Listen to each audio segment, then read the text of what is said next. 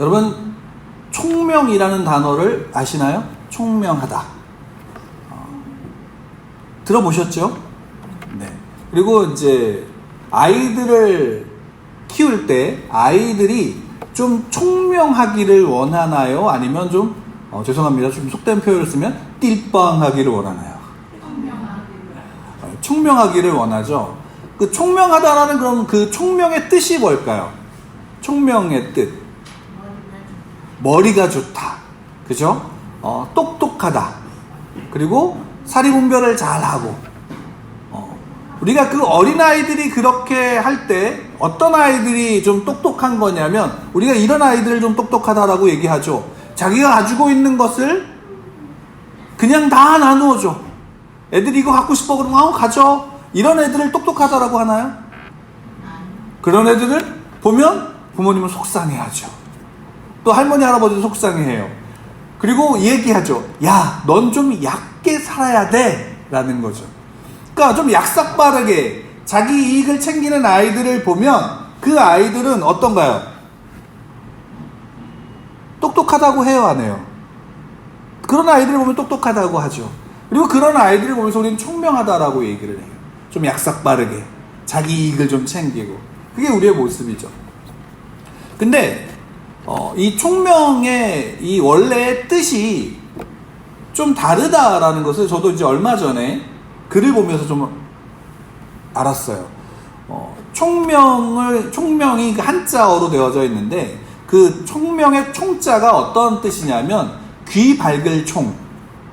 그러니까 귀가 밝을 총자고 명은 밝을 명.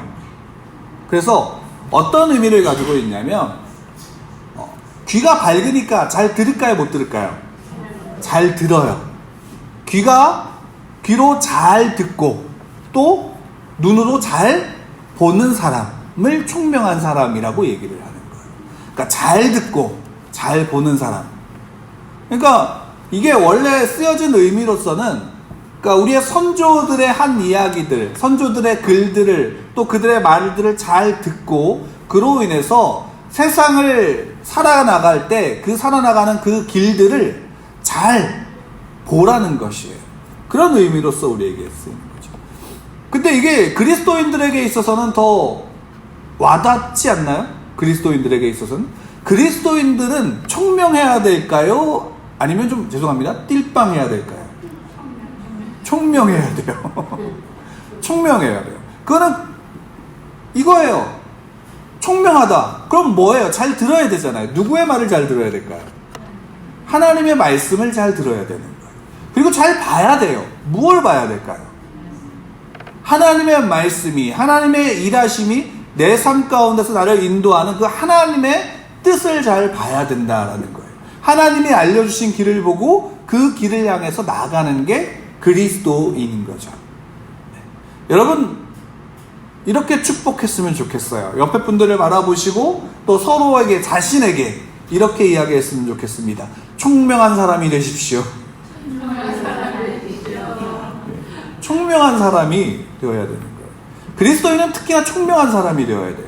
그리고 총명한 삶을 살아야 되는 것입니다. 오늘 한 사람이 나와요. 한 사람이 나오는데 이 사람은 일생에서 정말 커다란 실패를 경험한 사람이에요. 누구보다도 열정적이었고 누구보다도 뜨거운 마음을 가지고 있었고 누구보다도 애쓰며 살았던 사람이에요. 근데 그 애쓰며 살고 또 열정적으로 살았던 그 삶에서 누구보다도 큰 실패를 경험했어요. 그 실패 속에서 좌절하고 이제 그 실패를 경험하고 좌절하니까 어때요?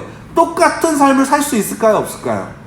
똑같은 삶을 살 수 없을 것이다 라고 스스로 자괴감에 빠져 있는 사람이에요.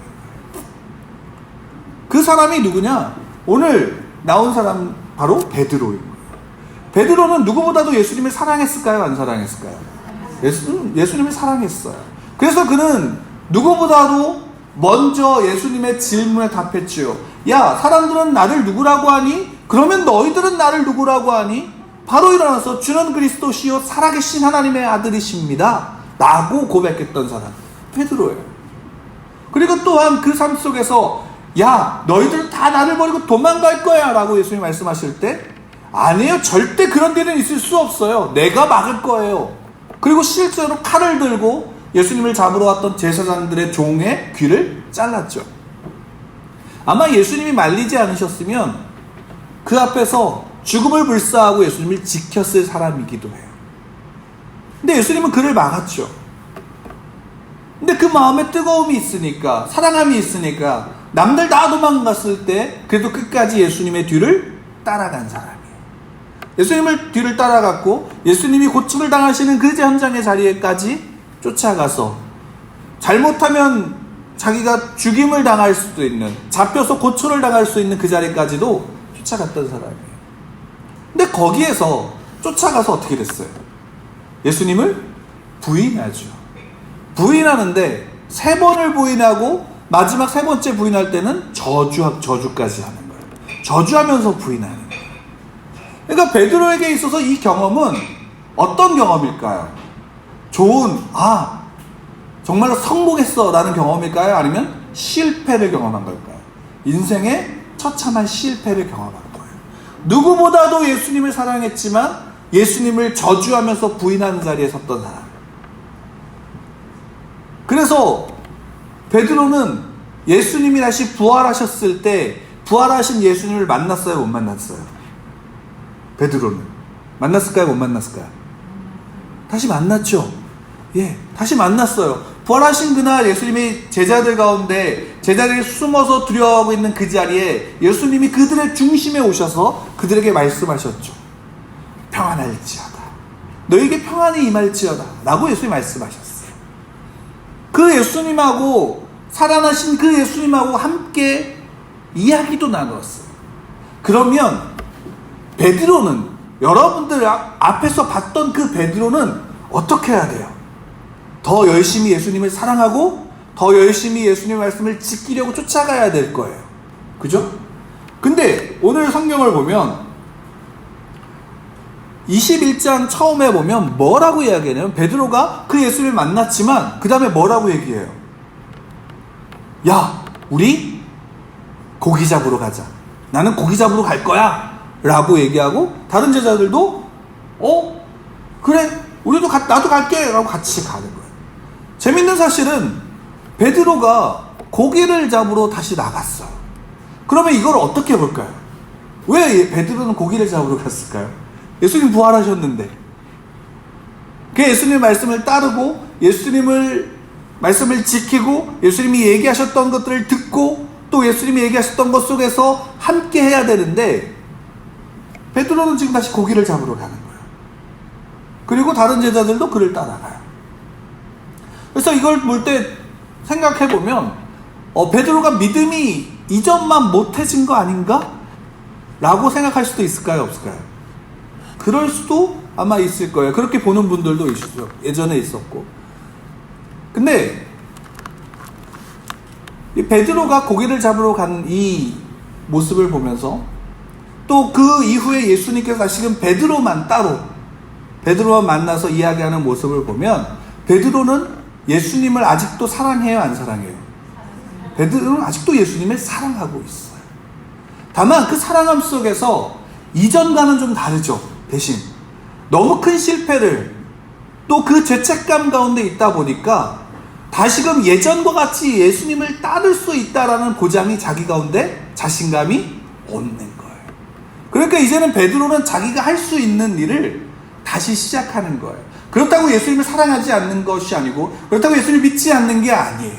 다만 그 실패 속에서 이전과 같은 모습으로 그 자리로 이제 나아갈 수 없을 것이다 라는 그 느낌과 그 감정을 가지고 이제 자기가 할 수 있는 일에 원래 자기의 직업이었던 어부의 일을 하는 거예요. 예전에 저도 이와 비슷한 경험이 한 가지 있었는데 어떤 것이었냐면 제가 20대 때 원래 제 안에 하나님이 주신 소명은 난 이것이야 라고 생각했던 적이 있었어요. 그게 교회 사역을 하는 게 아니라 어떤 어린이 선교단체에서 거기에 그 사역들을 함께 하고 거기에서 그 단체를 섬기면서 교회들을 섬기는 일들을 하고 싶었어요. 왜냐하면 그것이 이전까지 제가 알고 있었던 목사가 해야 되는 일들, 교회에서만 하는 사역보다 이런 것도 있구나, 이런 것을 통해서도 교회들을 세울 수 있구나라는 그런 방향을 제시해 줬기 때문에 저는 그 마음을 가지고 그 소명을 가지고 그 일들을 하려고 준비하고 있었어요. 근데 그 일을 준비하는 상황 속에서 그 일을 더 이상 못하게 되는 거예요. 왜냐면 여러 가지 제 개인적인 일들이 생기니까 그 자리에 있지 못하고 이제는 다시금 원주로 내려와야 되는 상황 가운데 처합니다. 근데 그게 원주로 내려온 게 더 잘 돼서 내려온 거면 문제가 될까요, 안 될까요?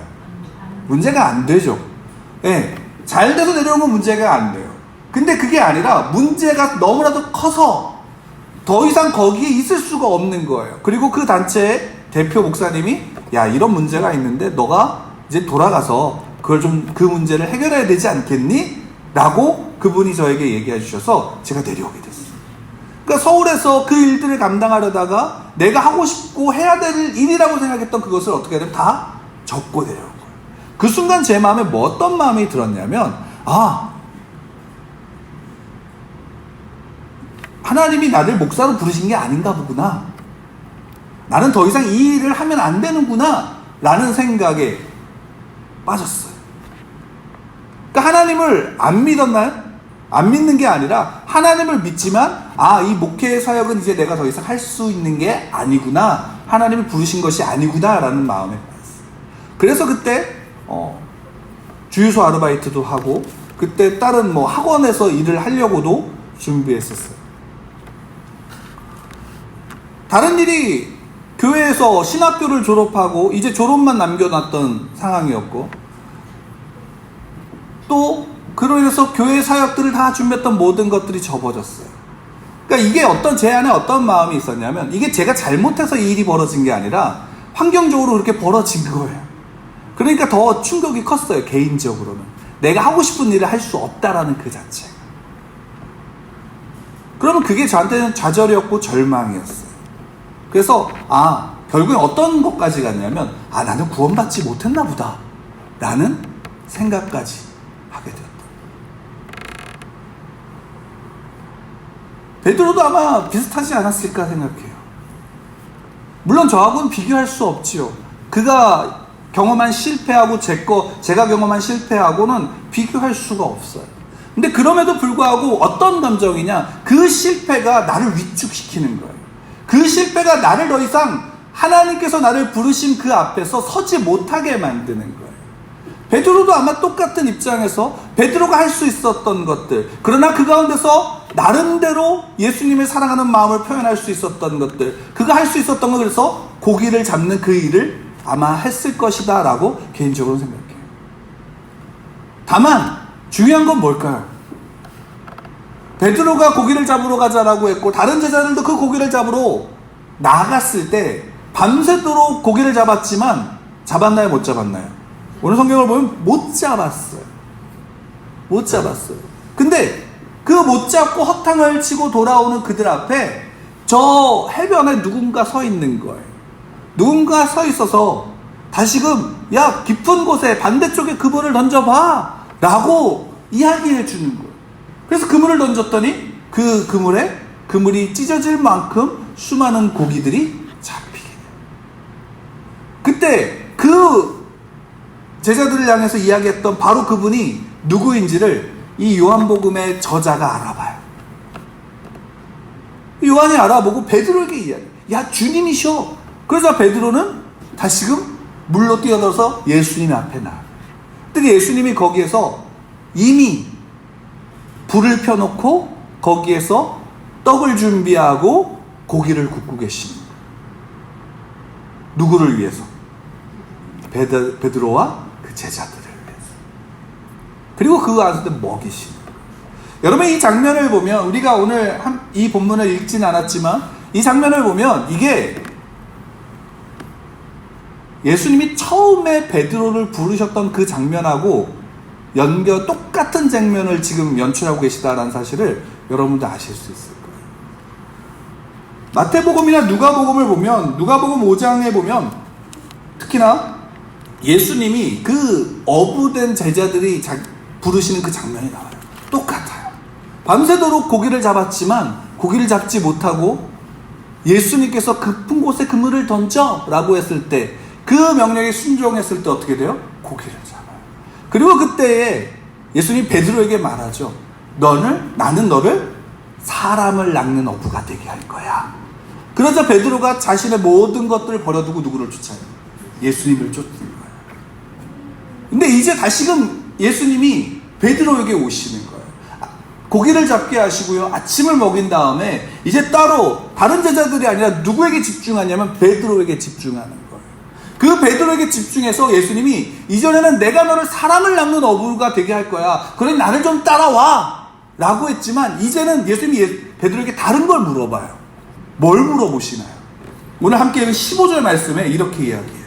같이 읽겠습니다. 15절 시작. 그들이 조반 먹은 후에 예수께서 시몬 베드로에게 이르시되, 요한의 아들 시몬아, 내가 이 사람들보다 나를 더 사랑하느냐 하시니, 이르되 주님 그러하나이다. 내가 주님을 사랑하는 줄 주님께서 아시나이다. 이르되 내 양을 먹이라.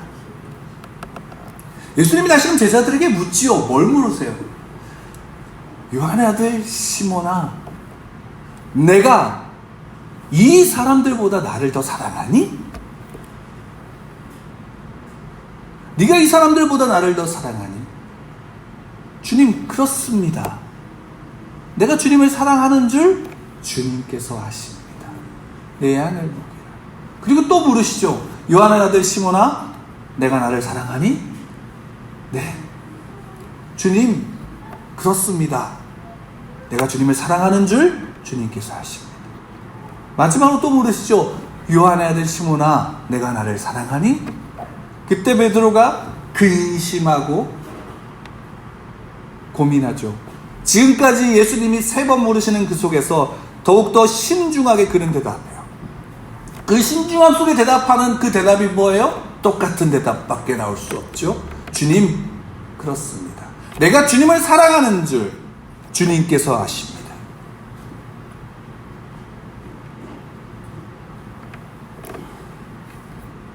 여러분, 이 질문 속에서 예수님은 지금 누구에게 집중하고 계시죠? 베드로에게 집중하고 계시죠. 어떤 베드로? 실패한 베드로.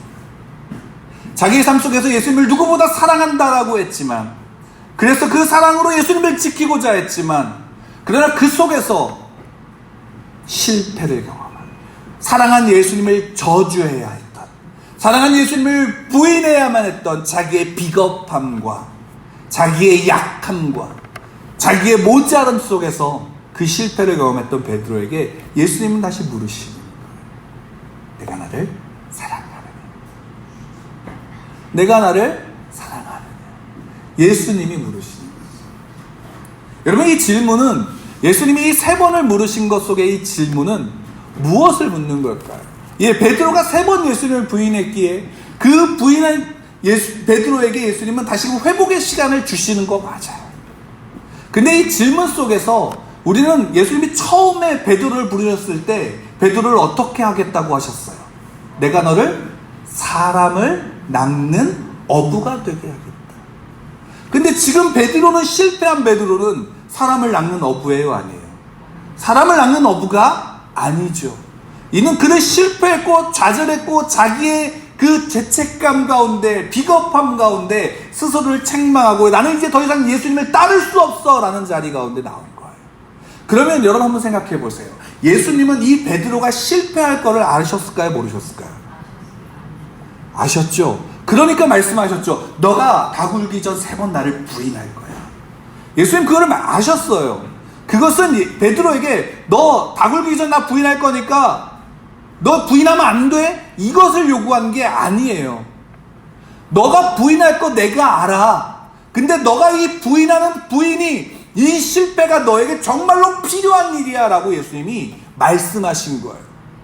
우리는 예수님이 내게 앞으로 네가 어떻게 될 거야, 너를 향한 나의 뜻이 이것이야 라고 하나님께 물을 때 하나님께 하나님의 뜻이 무엇을 요구해요? 내가 앞으로 어떻게 하면 하나님 내가 성공할까요? 내가 어떻게 하면 내가 하나님이 더 기뻐하는 자로 더 높은 자리에서 실수하지 않고 설 수 있을까요?를 묻는 거 아닌가요?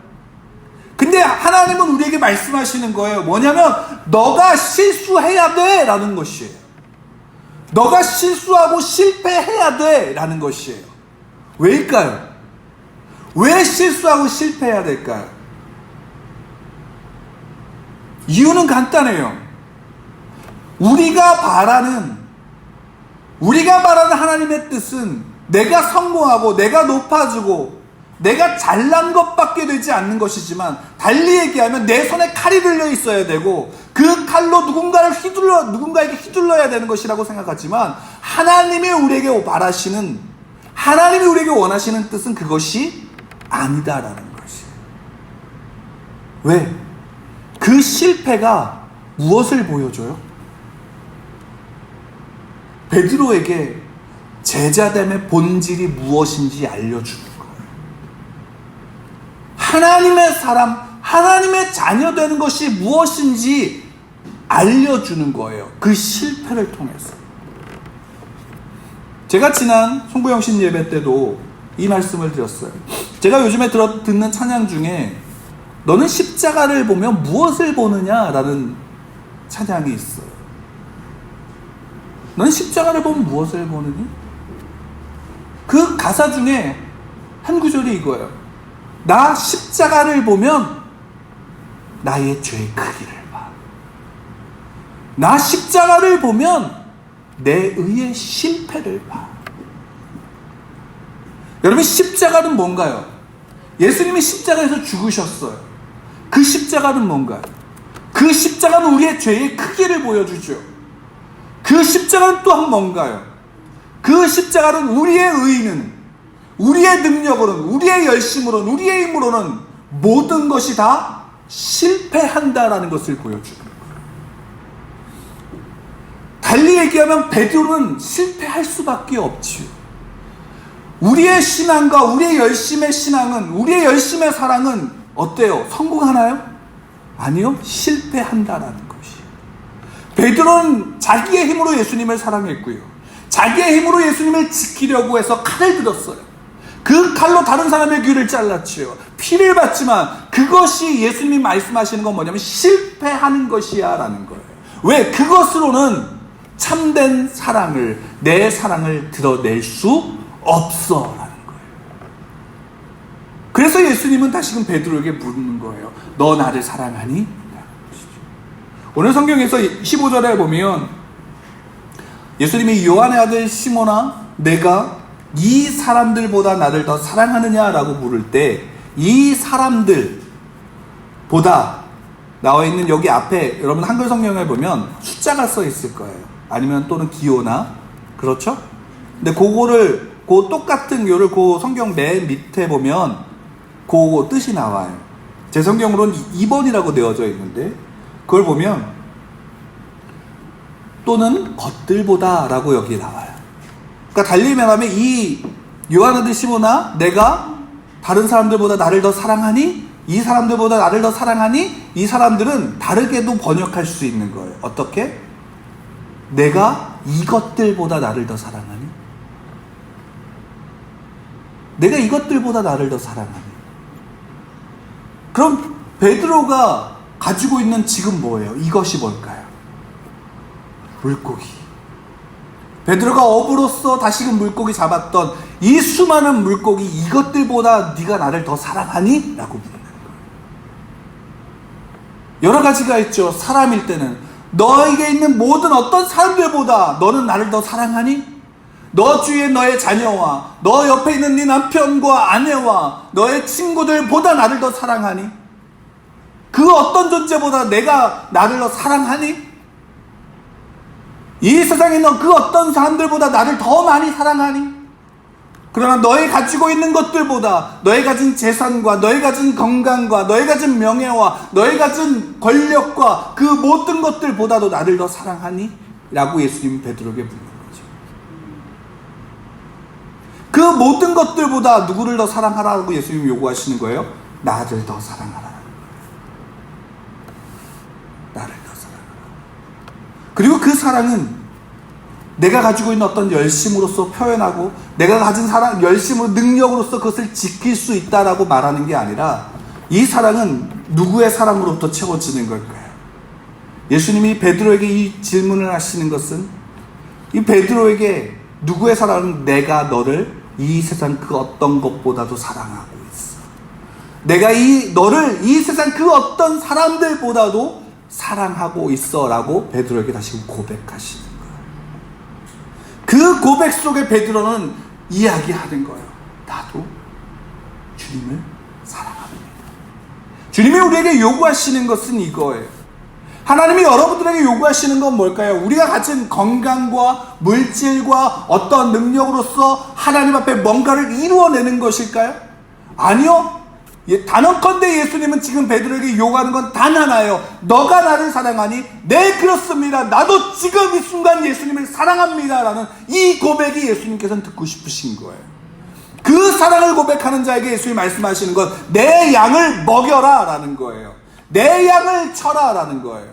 우리가 오해하는 것은 이거예요. 내가 양을 치고 내가 양을 먹여야 되니까 내가 목자가 되고 그들에게 뭔가를 주어야 한다라는 것이 아니에요. 예수님이 나를 사랑하시되 예수님이 나를 위해서 십자가에서 죽으신 그 사랑으로 채워진 자는 그 예수 그리스도의 사랑으로서 예수님의 양들에게 그 사랑을 나누어 주라는 것이에요.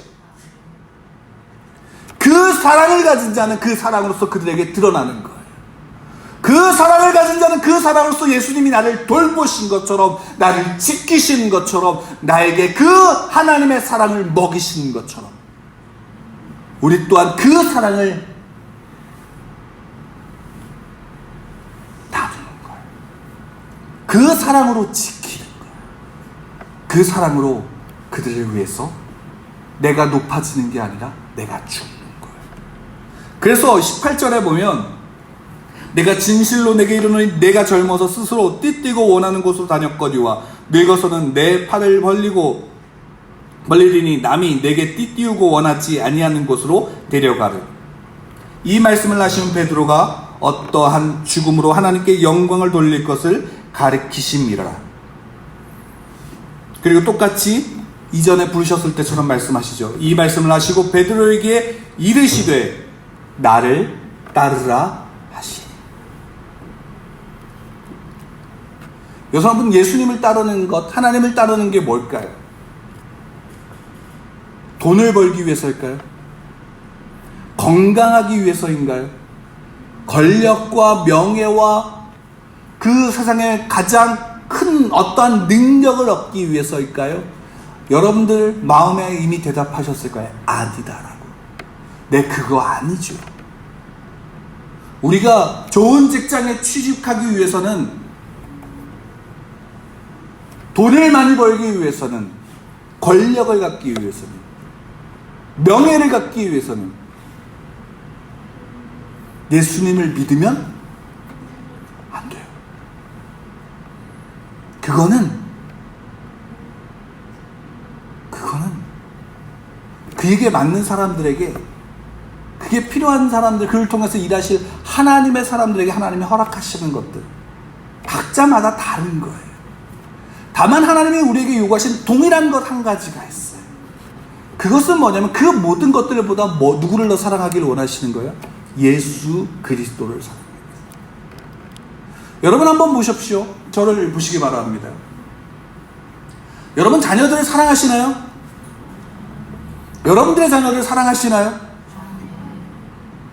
그럼 부를게요. 여러분들의 자녀를 사랑하셔서 지금껏 그 아이들을 먹이셨죠? 입히셨죠? 그 아이들 때문에 노심초사 하셨어요? 안 하셨어요? 하셨지요. 그러면 그 자녀들을 향한 사랑에 대가를 바라고 사랑하셨나요? 그 아이가 내가 이만큼 사랑을 줬으니까 나에게 이만큼을 돌려줘야 돼 라는 것 때문에 사랑하셨나요? 아니죠. 그 사랑엔 대가가 없어요. 때로는 서운한 마음이 있을지 모르지만, 그 사랑을 알아주지 못하는 서운함이 있을지 모르지만, 서운하다고 너는 내 새끼 아니야 라고 내치세요? 때로는 그러고 싶을 때가 있었다는 거 알아요. 근데 그러지 않으셨잖아요. 왜요? 내 자녀니까. 그리고 이야기하죠. 뭘 이야기해요? 내 새끼가 잘 먹으면 먹는 거 보는 것만으로도 배가 부르다고. 이해할 수 없는 말들을 하죠. 배가 고픈데 배가 부르다. 그러면서 얘기하죠. 야, 엄마는 살코기 싫어해. 그 살코기 몸통, 생선 몸통을 다 주면 아이는 진짜 그런 줄 알죠. 엄마는 머리만 좋아해. 그래서 머리통만 띄워서 주죠. 옛날 어떤 유행가 가사가 있죠. 엄마는 짜장면이 싫다고 하셨어. 뭐예요? 왜 그래요? 그 안에 뭐가 담겨져 있어요? 그래, 나는 먹지 않아도 괜찮아. 그래, 나는 굶어도 괜찮고, 나는 좋은 옷 입지 않아도 괜찮아. 나는 그냥 너가 존재하는 것만으로 만족해. 그게 뭐예요? 그게 사랑이잖아요. 네가 존재하는 것으로 만족해. 그러니까 네가 기뻐하는 것으로 만족해. 네가 즐거워하는 것으로 만족해. 예수님이 우리에게 원하시는 건 그거예요. 예수님이 우리에게 바라시는 건 그거예요. 예수님의 사랑은 우리가 존재하는 그것으로 예수님 만족하는 거예요. 예수님은 그것 때문에 십자가에 죽으셨고요. 그것 때문에 부활하셔서 우리에게 죽음을 이기신 생명의 구원을 주신 거예요. 그리고 예수님이 우리에게 똑같이 요구하시는 건 단 하나예요. 너도 나로 만족하기를 원해. 예수 그리스도 한 분만으로 만족합니다라는 그 말이 우리의 입술과 우리의 삶에 있기를 원하시는 거예요. 그리고 그것이 예수님의 양을 먹이는 거예요.